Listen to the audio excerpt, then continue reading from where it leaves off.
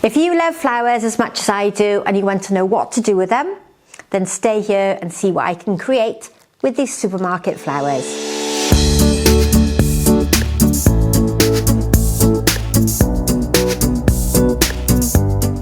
So welcome back to another tutorial. This time we're using some environmentally friendly mechanics and two supermarket bunches of flowers.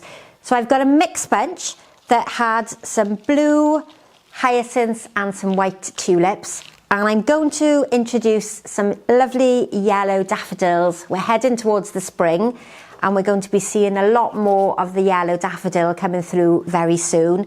And to accompany those, I foraged for some catkins. These are from the alder tree, and I've also got some tall branches which I think might be the goat willow, but because it hasn't got a lot of flowers on there or leaves or any buds or any description, I'm finding it hard to identify it. But anything you might have in the garden at the moment that doesn't have any foliage on will give that lovely sculptural line to your floral design. Now my container today is this box crate style base. This was bought fairly cheaply from one of the homeware shops here in the UK. It's not waterproof, it's not plastic lined, so what I've decided to do is just to sit some glass bottles in the base. They don't have to be glass, they could be recycled plastic containers or any container that's going to hold water, but I've managed to fit two little glass containers of that size and one milk bottle style, and they fit quite snugly in the base of my container. There's some fresh water with some flower food added, and I'm going to make a very informal springtime, quite rustic design for you today. With this style of arranging, I would suggest that you don't overthink it. You just place the materials in so that you have the various textures running through your arrangement from the front to the back and from the left to the right. So I'm going to start with what I think might be the goat willow, and I'm going to place 3 pieces just fairly evenly distributed from one side to the other. Height wise, I've gone a little bit longer than the length of my container, but I wouldn't worry too much about any of those formal rules for floral design. Just have a little play around and see what you can create. I've also got some bay. This is just from my garden. I've cut a few pieces to the same sort of length, roughly the same size as the longest part of my container. And these are going to act as almost like a cushion in the base of my arrangement to hold my flowers into place. Introduces a lovely texture, another colour into the arrangement, and just gives me some base weight in the design, which will help create some depth. Now I'm working with it facing you. This type of arrangement could be all round, but for today I'm going to do it front facing, and hopefully I can keep the design facing you as I'm making it. I'm now going to introduce some of the alder, and you will see me this time of the year use quite a lot of the same types of material because I'm trying to use materials that are seasonal and that are available to me if I forage. I'm going to use a good strong pair of secateurs to cut these. Fairly similar length again, roughly the same length as my container, and I'm going to arrange these informally from one side to the other so that we can really see all those little catkins that are hanging off the end. Make sure you've got them right to the base of the container, otherwise they'll fall out just like that did then. And any ones that have a nice arching movement, really make use of those at the edge of the arrangement, and anything that's a bit taller can come towards the centre to give you some height.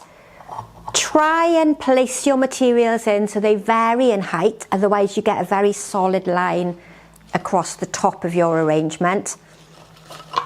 Trying to make this very natural. So it's a good one if you're new to floral design, because I'm not discussing any of those elements and principles of design that really help us create a good design. I'm going to start first of all with the white tulips, and what I've done is arrange them sort of just very informally in my hand.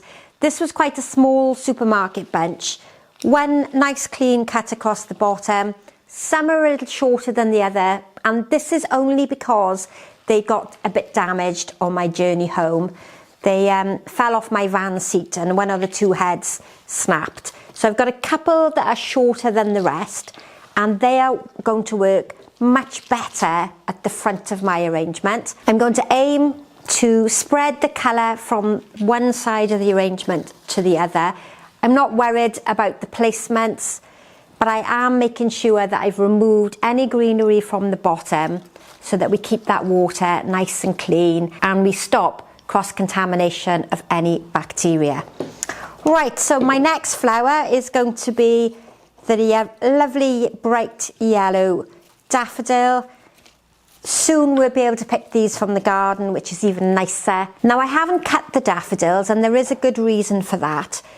They exude a very sticky sap from the bottom, and that tends to clog up other flower stems. So after their initial cut, I kept them in a separate container, and now when I introduce them, they're not going to clog up and damage any of the other flower stems.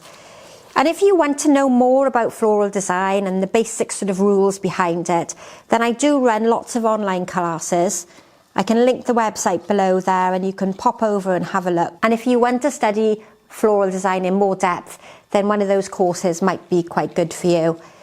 Now I'm going to finish with the hyacinths, and this bunch only had 4, and if you've learned any type of floral design, you'll know that we often don't encourage you to arrange in 4s because it can create quite a boxy and very squared look to your floral design. But you know, the bunch I picked up from the supermarket only had 4 hyacinths in it. I'm not going to worry too much that it doesn't follow those formal patterns of floral design. I'm just going to spread the colour out from one side to the other. And I really am going to leave it just like that. You can still see some of the glass bottles through the foliage and the flowers, but I think that adds to the character of the arrangement. You could add some more greenery to the base or some moss to cover those bottles, but I'm going to leave it as it is. So again, a very simple design, not as technically challenging as some of the other designs I've created on this channel.